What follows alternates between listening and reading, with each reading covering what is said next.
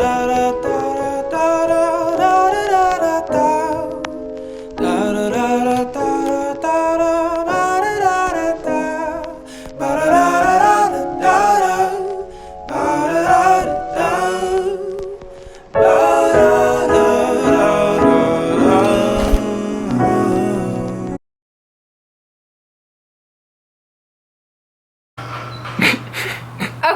my number 3.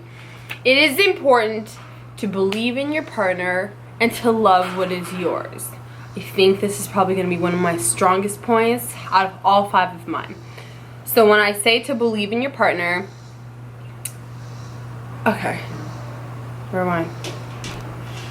I need to text. Momnesia. They don't know I'm pregnant, so we can't tell them this yet. That's why I said we need to do that. Why did my brain do this? Okay. When I say to believe in your partner, a lot of the times we go into marriage with somebody else. We think that they're pretty cool, like wouldn't mind. Sleepovers Wouldn't mind. forever, you know, that kind of thing. But we have this idea that there are parts of our partner, our spouse, that we want to change. Or fix. Or fix. What's she doing, man? Okay, yes. So there's parts that we want to change or we want to fix. And we tend to focus on those things a lot, rather more so actually, than we do on appreciating the person that we are with and the person that we've been given the opportunity to spend all of our days with. And that is typically detrimental to a marriage, I believe. Do you agree with that? Yeah, because then you start focusing on all the negative aspects of your partner that you're trying to fix or change, instead and you forget all about the good appreciating things. and being grateful for all the positive qualities that brought you guys together in the first place. And so I think we read something in our marriage book one time. I said you can't change your partner, but you can love them and allow for them to grow. That's part of the believing. I was just going to get to that. So when it comes down to believing in your partner, a lot of the times we are very critical of the person that we're with. We see a lot of their flaws rather than the things that we love about them.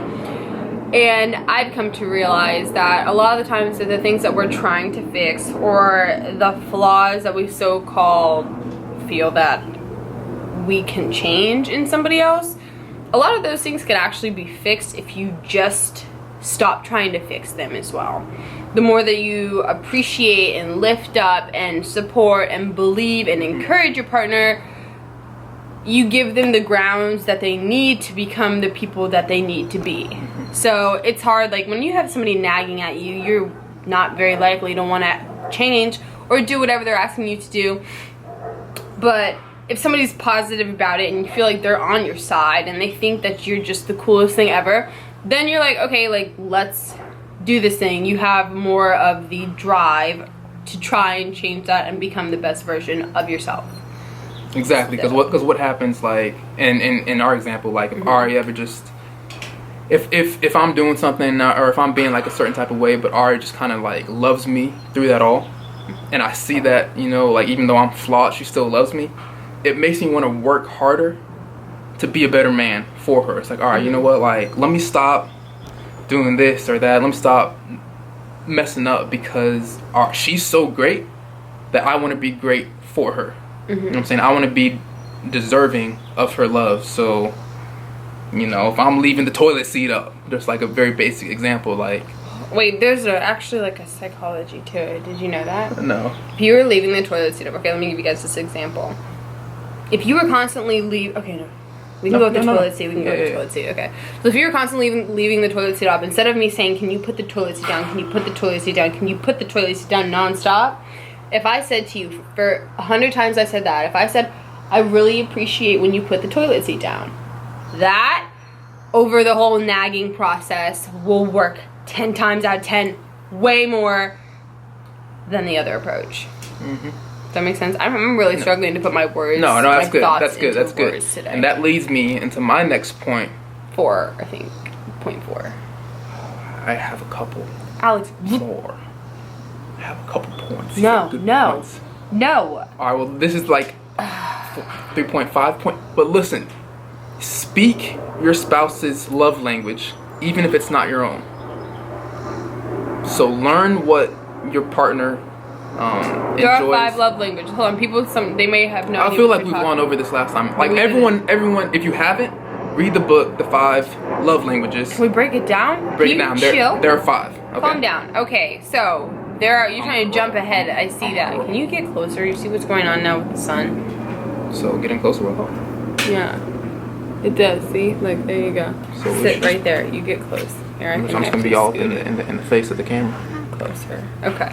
Okay. We have to scoot this closer for lighting yeah, we're purposes. just- Okay, so there are 5 love languages. Everybody speaks one. We typically speak more than one, but there's like a ranking to it. So the 5 of them are words of affirmation, quality time, acts of service, gifts, And physical touch. and physical touch. So those are the 5 love languages. Everybody has one that they speak more than the other. Whereas like, okay, so his love language is words of affirmation. If I was trying to like let him know that I loved him and I just did the dishes and I went outside, I mowed the lawn, like whatever, just giving some examples, that's not really going to convey what I'm trying to say as well as it would if I just spoke the words to him, because that's his love language. That's the way that he best receives it, understands it, and feels loved. So everybody has one. What's yours? Yeah. What's mine? Quality time. How do we call it? Mine are always changing. Like, best of luck to you for the rest of our lives, because mine is I think always it's quality changing. time. Because it's not really words. No, that's probably like my 4th. Yeah. Is words. I think words are really cheesy. I'm a cheese ball, so like, Yeah, that no, kind I of think stuff, like that, feeds me. which is difficult slightly because I think the words are really cheesy and I'm like, ugh. But But like he look loves it. But like the notes that you wrote me and left me on the mirror. That know what I'm led saying? me into my second one. I was gonna say. But that was great because I texted her like later that day, like, listen, like you just made my entire day. Yeah. Because all she did was just write on some stickies and just like, you know, like, thank you for doing this. Thank you for doing this. I appreciate you for this. And just those words boosted me so much. And I did that not because I would want that done for me, because I really would not want that done for me. It wouldn't do very much for me, but because that's his love language, I knew that, and I knew that he would appreciate that more than something else that I would do. Say if it was like my love language kind of thing.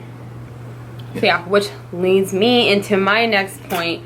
Number 4 is to never stop dating and pursuing your spouse. And I was gonna bring up the sticky note kind of thing. It's just like, it really is the little things. And once you get married, it's really easy to fall into a routine. You're kind of like, all right, cool, this is my person. Like, we went through the... Was that a person or a Who dog? is that? Okay, so we had to move because my sister came out, 1, and then 2, the lighting changed, so now we've moved down to the basement patio thingy. This is good lighting. Alright, so what I was saying, never stop dating and pursuing your spouse. I don't exactly remember what line I was on or what the heck I was saying, but it's very important. It's very easy to fall into a routine and just kind of get used to your partner. You know, not necessarily like take for granted, even though that is the case for some marriages, some couples, but it's just very important if you want your marriage to work and last for the long haul, to not take them for granted and to always date them.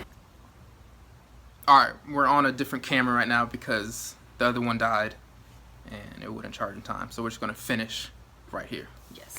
We got like 2 more points left, so let's hit them.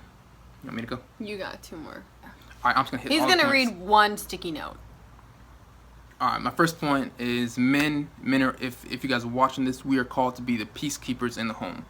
I've learned that, and it's been challenging sometimes, especially when I get upset, but still our calling is to be peacekeepers, to keep the peace.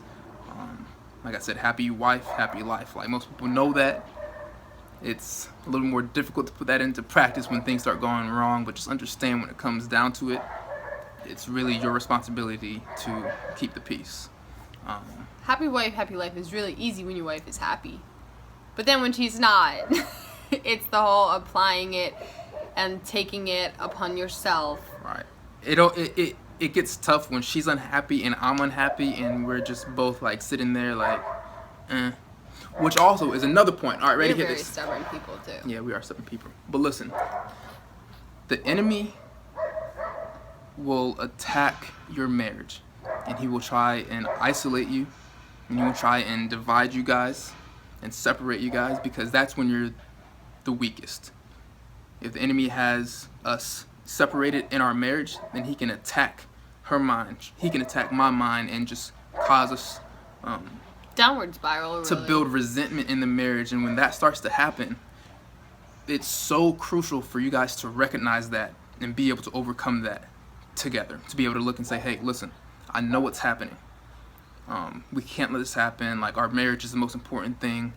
We need to come together. We need to work on this. We need to communicate openly. What are you feeling? And this is what I'm feeling. Like, I want the best in our marriage. I want what's best for us. How do we do this together? How can I make you happier? I'm willing to change some things. I'm willing to do some things differently. But ultimately, I just want us to have a good marriage and to be happy. So just when things are going wrong, just understand that the enemy will always try and attack your marriage and isolate you guys and divide you. So don't let that happen. Right. It's more so when things are going right, especially when y'all are like real good. That's when he's like, oh, I gotta get him. Real mad. Yeah, I gotta get him. No, they're getting too happy. They loving each other too much. They loving God too much. We gotta stop that. That's how he thinks. That's how he operates. So just understand that. Next point, because I'm just gonna keep hitting these. Yep. Leadership in a marriage. Both of you guys need to be leaders. It's not just one or the other. Like, yeah, there's order and that type of thing. But both of you guys need to be leaders within the house. And the best way to show leadership is by serving. Do things within the house and serve each other. Servant leadership is the highest form of leadership that you can have and possess. So when you get that and when you understand that and you begin to lead by serving, that's when you'll start to see a lot of growth in your marriage, and that's when you start to see love really kick in and help you guys grow. My last point, I'm hitting them all, and this is actually my last point that I'm going to make, that I've learned and that I think that is important in marriage, to share vision together, and to have goals and to communicate what you guys both want for your marriage and for your life, and to really pray together every day about things in your life that you want and things that you want to happen, your goals and your visions and everything that you guys see each other doing in your marriage. It's important to be together on that and to really share dreams and just pray together. And that way that keeps you guys connected. That keeps us connected, especially when we are apart from each other. To just really just be on the phone every night, like, babe, I'm still praying for this. I'm praying for this in our lives. I know you want this. I'm praying for you in this area. Just to be connected on that part. Okay, those are all my points. Okay, wait. Going back to what I said before with the whole believing in your partner and love what is yours, which was like a long time ago at this point. I talked about the believing in your partner. I didn't necessarily talk about the love what is yours. And I think that's a problem that we have nowadays with I guess the sharing of like our personal lives, and that's like a growing thing. We have social media these days, like Instagram, Twitter, Snapchat, YouTube. We are exposed to a lot, and we see a lot, and we see a lot of other people's relationships, because we're talking about marriage right now. It's very easy to get wrapped up seeing what somebody else is doing and wanting not necessarily what they have, could be what they have, like more so like the emotions and stuff wrapped up in it. And when that stuff happens and when you start to get wrapped up in that mindset, it very quickly switches from like grateful to hateful. Like, instead of being happy about what you have, you're like, well, I'd be happier if I had what this person had, which is really bad for marriages, because then you're putting a lot of this pressure on your husbands and on your wives to basically match up to something that, one, may not be exactly what it looks like, and two, is probably not what your marriage should be looking like. So I think that's a very important thing, to actually love and actually appreciate what you have, who you've been given, and the dynamics of your relationship. You agree with that? It's very important. Mm-hmm.